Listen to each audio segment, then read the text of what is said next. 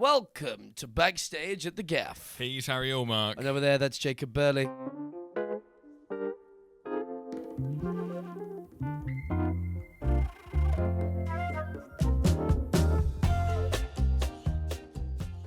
Recording lightning episodes. We're on a timer, and we're just going to turn around some fun. Also, lightning is a pretty sick fucking thing to look at. It is, yeah. When was the last time you saw lightning? Oh, I don't actually know. Really? I tell you what it was. Yeah. It was when there was a storm and we were working in the office. Yeah. And I was all morning stressed out because I had something important to do, and then the storm started. I started looking at the lightning out the window, and I stood up looking out the window because it was really raining, and I sort of just dozed off looking at the storm. I don't know how long I was looking at the storm for, but it was broken from your voice sat at the desk being like, mate, just saying, you know all that stressful work you had to do today? And I went, yep, sorry, going back to work.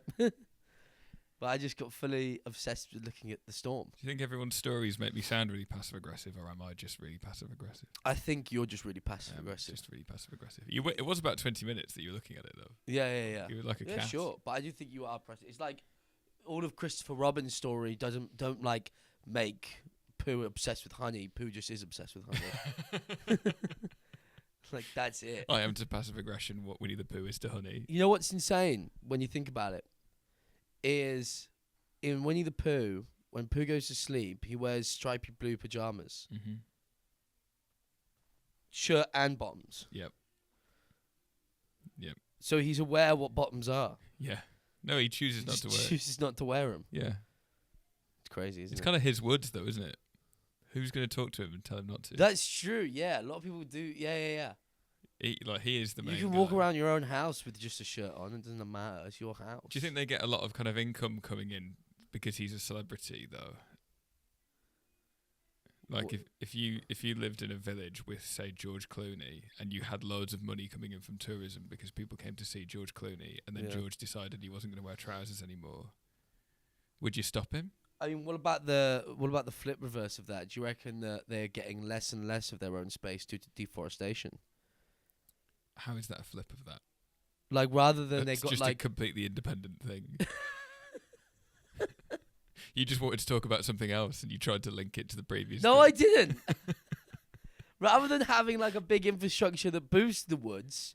Woods. Yeah. What happens if the woods is just being like someone's making a new football pitch and no one knows who Winnie the Pooh is? Do you know what I mean? Like, is it different in the sense where like everyone's flocking to the woods to see George Clooney, and then George Clooney doesn't have any trousers on, and it's like, that's weird. Yeah. Should we cancel George Clooney? Yeah. But then what happens if it's not George Clooney, it's just some man called George? Okay. And you walk into the woods, he's not got any pants on. You're probably just going to run the fuck away from the woods. Yeah. So true. my thing is, does it make more sense that he's not a celebrity? Because if someone sees a fucking bear without its trousers on and its cock out, it's going to go, let's never go in these woods again. Hold on, he hasn't got his cock out, though. He's got his cock out. His cock is out. He's a stuffed bear. He's not He's got a cock. stuffing something. What? He's got his cock The out. jars of honey. He's there to fuck. Yeah. Have we ever? That's why he's always out of honey. Is that why he's trying to get to the beehive? Yeah. To fuck it. He got stuck in Rabbit's Hole. That was a whole book. He's got his cock out. He just does. Are they all a bit weird? Is the pig weird? The Piglet. Yeah. Piglet's a bitch. Okay. I don't mean like it. He just is. It's I like, think you Piglet's regretted like saying that as soon as you said it. No, but it's like Piglet is a prison bitch. What? What, in the wood? Yeah. The 100-acre wood? In the 100-acre wood. How big do you reckon it is? 100 acres. Yeah, fair. He's a prison bitch. This Whatever fucking Pooh and Tigger want him to do, they just slap him around a little bit and say, go and do this. Yeah. And then bend over. Who is there a character that you relate to in particular in the 100-acre wood stories? I don't know. Because I think that people would have used to say that you were like Tigger, but you're such a rabbit. I feel like I am a rabbit. I think you're right. I think I'm very much a rabbit. You're such a knob. Like an uptight knob. Who are you? You're the owl. You're just looking down on them all. The owl's a psychopath. Yeah. The owl's actually mental. I saw a clip. I really enjoyed this clip. It's really funny in the Piglet movie where they are all trapped in a hole. Yeah. And this is just a really well written bit where they're all like trying to get out of the hole. Oh, and is it? Piglet's the one who's not in the hole, and they have to get him out, and he's trying. Can you tie a knot? I cannot. Good. You could not. No, I cannot not. Lovely bit of writing. Classic. And then at the end, the owl is like, "Oh, I've left something out." Just flies out the hole, gets his thing, flies back in, and goes, "How are we going to get out?" You fucking twat, owl. You think, the owl's actually mentally unwell. Yeah. He actually needs help. All of them are not very smart, but the owl's got genuine psychological problems, I think. Yeah. So I do find it insulting that you're comparing me to the owl. But I think that's right, because it's that or Eeyore. Yeah. And I think that because you're not Pooh, Piglet, or Tigger. No. You're not. No. You're not a fucking sex-craved deviant. Wait, which one's that? That's Pooh. Oh, sorry, with I forgot. His cock out, just fucking eating shards of honey. Just he's a fat fucking sex maniac. He's Harvey Weinstein. Oh. Was that too far? Harry. Who's another fat sex-craved maniac then? Well, when you try and apply it to the real world, it does sound quite bad. You're not one of those jolly sex-crazed maniacs. Father Christmas? What do you think he's doing the rest of the Father year? XXXmas. So no, fuck off. That was a good one. I did a good joke. Yeah, it's good. And the word of the day was fat that we didn't use. Well, more on that later.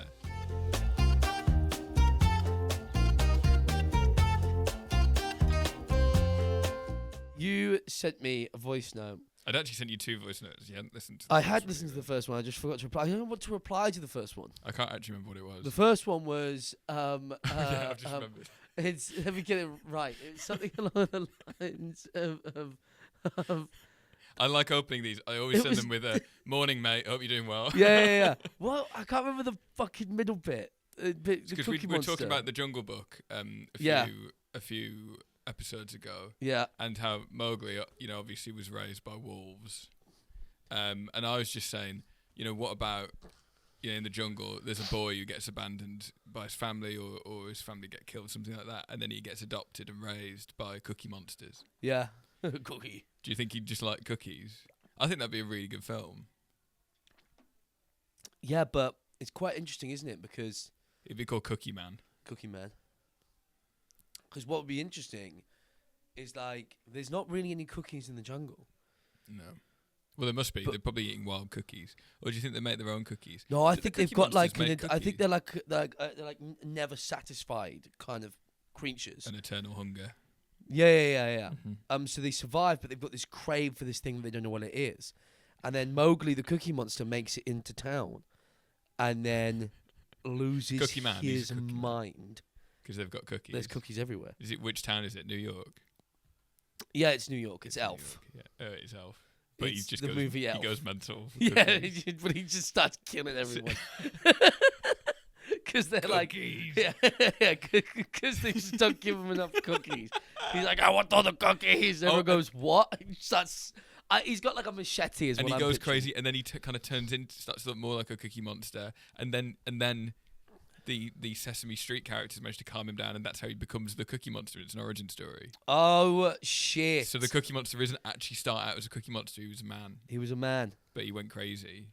Do you think Cookie Monsters then? Idea for movie. Do you think that they can? Is it that they can only eat cookies, or they can eat other stuff, but ideally it's just cookies? Yeah. It is that. That is it. That's the way around. Yeah. And it's not that he can't eat other things. He just likes cookies. He just likes cookies a lot. Yeah. So he's just kind of just a guy. He's just a guy. He doesn't look like a monster. He's just a mental man. He's just a mental man who loves cookies. Yeah. I love ramen. But no one calls me the ramen monster. But I do spend a lot of time in the office going, I want ramen! Get my ramen!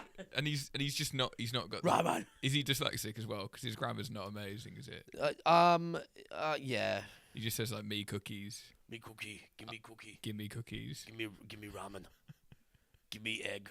What if he was the egg monster? What's the funniest food monster you could be? I think I don't know, like something like lasagna. I like that it's something made. Give me lasagna. Lasagna me monster. lasagna now. Give me lasagna. Vegan lasagna. Ragu, the ragu monster. I want ragu. Give me ragu now. Go on, stare down Froobs. the camera and give us the Froob monster. Froob. Give me Froob. I want me Froob. Was it anything better at school? Crusher. I want me Crusher. Was there anything better at school than seeing a mate get a Froob out of their lunch and then as soon as they put it on the table, just slamming down on it? Booming it. That is fun, but you're missing, I think, the other fun one, which is when they open up the Froob and they put it in their mouth and they go to squirt it up and you just... Yeah. Oh, it's not in their mouth? Yeah, Like so it's in it's their in front mouth, of but you that. squeeze it and they try to move up and it just always goes up their nose. It's like, you got cum on your nose. Killing them instantly. They're like, what's Winnie the Pooh doing here? What about the second voice note, the one I sent you last night then? You sent me a funny message after that. You sent me a voice note that said, in the movie Shrek, where Lord Farquaad has his magic mirror on the wall, do you think he ever asked the magic mirror to suck him off? Yeah? What do you reckon? Well, yeah, is what I reckon. Mm-hmm. But the annoying thing was I played that voice note out loud, like through my phone on full volume at Tesco in the line for cigarettes. A lot of people heard that voice note. Did they react? It was one of those ones where no one looked at me, which meant everyone heard it. You know what I mean? You know when like everyone's gone, the fuck did I just hear? Don't look. Don't look at the mental man. Were they nodding though? No. No, they didn't agree. It was just, They it was probably like, were thinking it was about like Tesco got stiller, is what I mean. Everyone froze. You had like the Jaws camera. Because I think effect on you. because I think everyone immediately became aware of their every single movement within themselves, you know? Well, maybe they've got magic mirrors at home. Yeah. And they're they like, oh, wanted that's to a go good and idea. try it.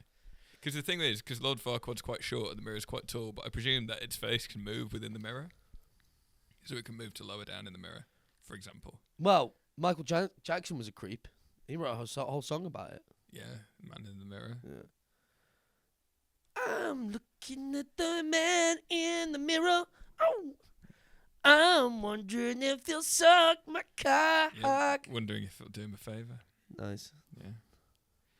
I'm wondering, can I be any clearer? If you want to make a world a better place, then get on your knees and suck my cock. I'm just thinking that if something happens to me in America and this is the last thing that I was...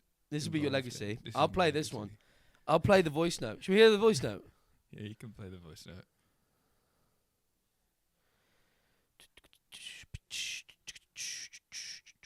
Where is it, Jacob? Jacob. It's on internet.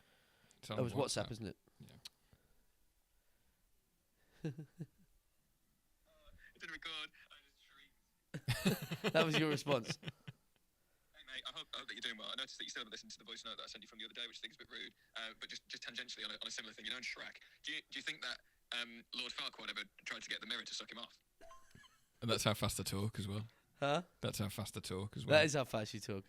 So now, if you die in America, That's my legacy. that's your legacy. And That's then what we'll listen to. DreamWorks has to do an announcement saying it did. He did do that.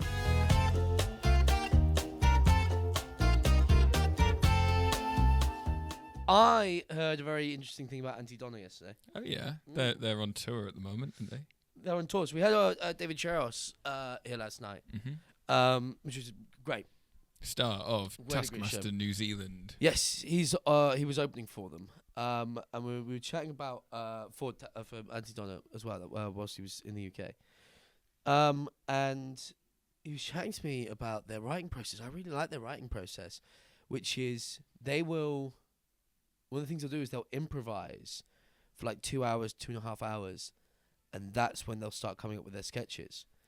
So they've gotten so much. They've spent 2 hours getting into a mindset of complete pure play and fucking around, and then they'll start to mine where it's going, and then they'll hopefully get something from that, which they'll then take, and then they'll start to write and refine. Oh, that's a lovely bit of fun. I really like that. I think that's such a good way of working, because you go like about 2 hours. You've gone through those sorts of mindsets of you're no longer warming up, and you're also probably no longer thinking. Yep. You're just doing it. The engine's running. You've Yeah. relaxed. Yeah. You're just kind of in, and the giddiness is gone as well. So you're just in the state of mind to be purely creative.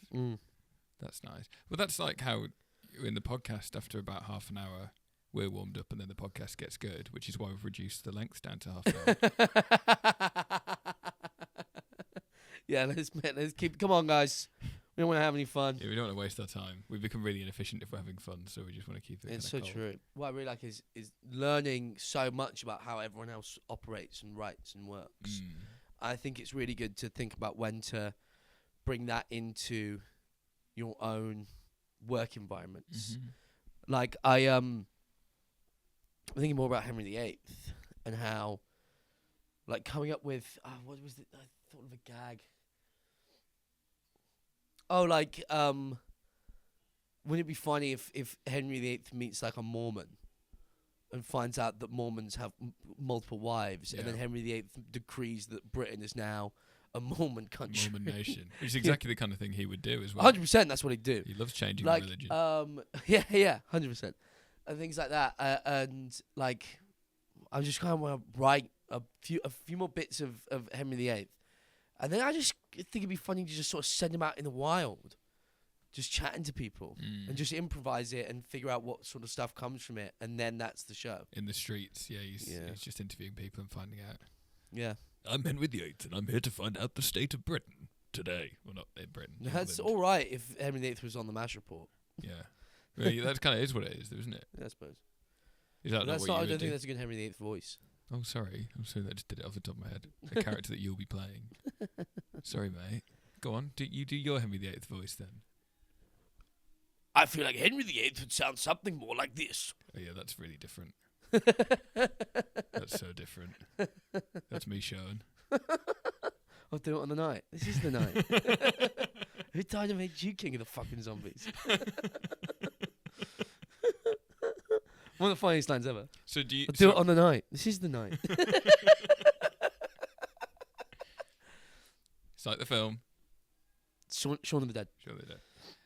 So would you write material for that, or would you just go out and start chatting to people for clips, for content, for virality? No, I don't think you do any of it for content. Oh, okay. You just do it. Yeah, I think it's just a thing where like I don't think you need to do it with the real public as well. I think it's one of those things that, like, talking about how Aunty Donna were doing it. Like, I think you could do so much where you could get some funny people together in a room and you can sort of write some ideas for him. But then the main thing is, like, you just sort of get the clogs and you get your mind working, you start to improvise. Yeah. And then it could be like, oh, cool, Jacob, let's play here's a couple of things about like a fishmonger. Like, we know sort of what the job is. If you could play the role of a fishmonger, and I'll be Henry VIII. It's like a hot seating thing. Hot seating, yeah. Just sort of like figuring out how he interacts with people. Yeah. It's something that I think can be a really fun exercise to write that character. Little scene of Henry VIII buying fish. Yeah. Or would he even pay for the fish? That's the question. No. I think he would. He demands it. Give me a trout. And scene. I don't know why he's singing. Yeah. I was thinking of Cat in the Hat for some reason then. Give me a trout with a snout. I've got gout. You just see rhymes. Dr. Seuss. Yeah. Yeah. It's fun though. I think I think there is part of that loosening up and warming up thing where actually you can't kind of be walking in the street and then go and meet up with someone and just be in that creative mindset. I think that you do have to kind of break down because we're all used to being quite serious in the world. Yeah. You can't be kind of whimsy silly all the time. Yeah. Yeah, that you've kind of got that serious mindset when you're going about your day, and you actually have to kind of like melt those walls down so that you can get into that really... Am I boring you? Yeah, a little bit, sorry. No, you're not. To get into that creative space, because sometimes you go and you meet up with people. Like when we used to go and run workshops. Yeah. And you'd get there and go, can't we be bothered? But by the time it was halfway through or finished, you loosened up and you're all right with... You're so up for it, yeah. You've gotten really into it. Yeah. And I think that's a really important thing. That actually, it feels really professional and slick because a lot of people don't know how to do it. And I feel like a lot of people who are more, doing like amateur level comedy aren't doing that kind of thing. Mm. And that's why a lot of confidence is lacking in the performances that they're doing and how they're going about things. I think it's a really important thing for us to facilitate. Well, it is just going to the gym, isn't it? Yeah. That's literally what it is. You can't. You're gonna do it effectively unless you're warming up. Warming those muscles up. You gotta get loose, loosey goosey, baby. Yeah, man. Do you feel loose now? It's the problem is yes, I do, but I'm also like I'm 60-70% of needing a poo, so it's not like I'm fully untense. Yeah, you can't. You know what I mean? You can't go loose because you'll. Because I might shit my pants. Yeah. So it's not like I'm fully loose. Yeah. It's not, maybe that's why people do the pre-show shit Yeah, you're right in the way. to feel fully loose. Yeah. So their asshole's loose. You're playing a dangerous game. You ever had the gig needing the shit? No. Oh, it's rough. You keep clenching the whole time. Do you talk about it? No, you don't talk about it. You on stage like, Well, what do you do? If you were, That's a really cool job. if you were fully at ease with your persona, though, you'd be fine doing that. And I think one day you'll reach No, the but age no one's where persona is I shit my pants on stage. Well, you know. Apart from maybe Johnny Vegas in the 70s. Don't the 70s. How old do you think Johnny Vegas is? 80s? The 90s. No, it was in the 90s. Was it? Yeah. I thought it was early in the 90s when he was shit. He was doing stand-up then, but I thought The late 80s and mid 90s. when he was shitting on stage. I think so. He's not that old. I know he's not that old. He's probably the 70s. 70s was mental for me to say, yeah. 70s, yeah. Stick my hands up and say 70s was mental.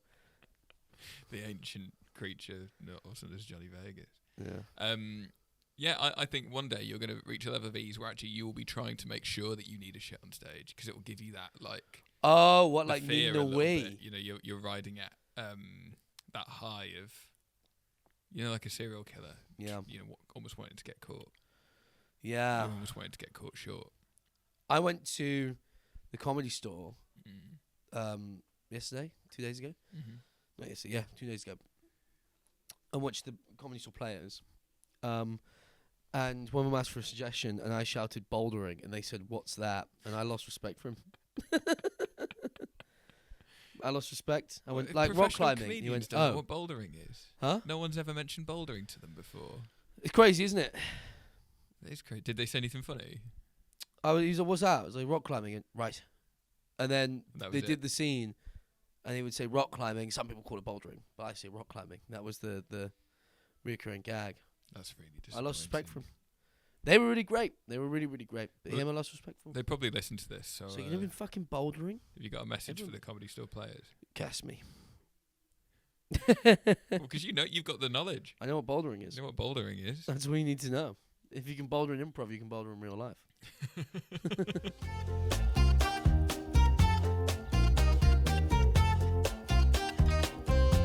Should we loosen up now with a joke? The random word generator. Should we do that? Should we try that? We're trying a new thing where I've gone on Google and found a random word generator. I'm going to randomly generate a word. And then we're gonna try and develop a joke together, or at least be funny. or at least be funny. Let's see if this works out. This is like writing processes. We could try different writing processes as well, different times. Vavavoom. Is that the word?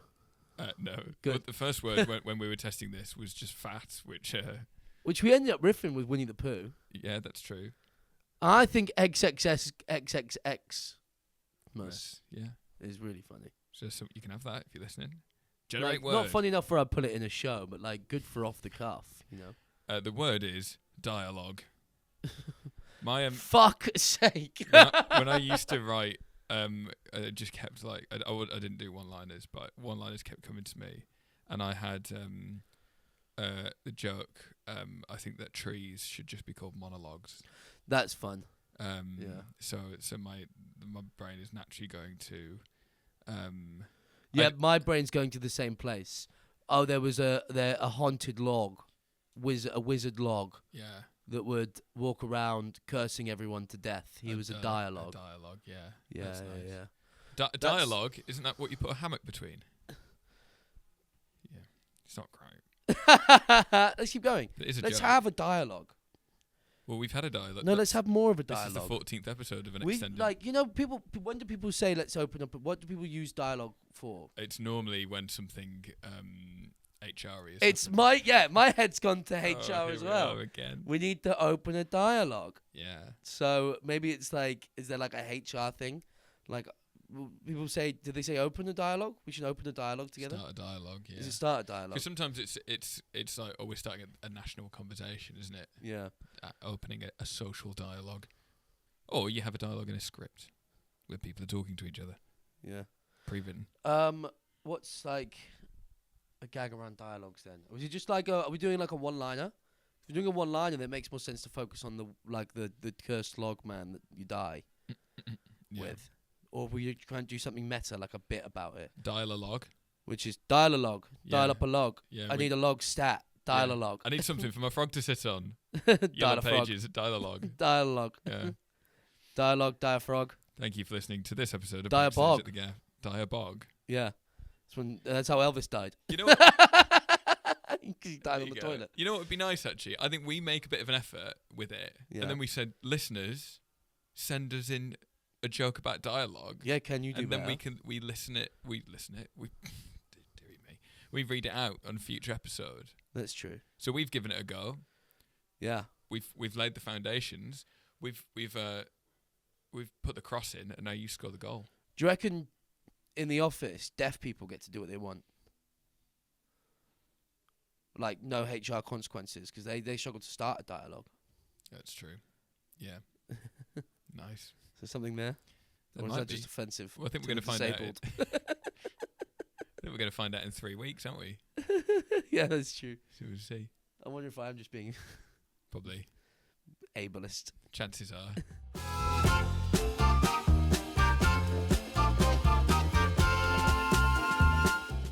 Tune in next week to find out if this bit If this bit works. this bit works.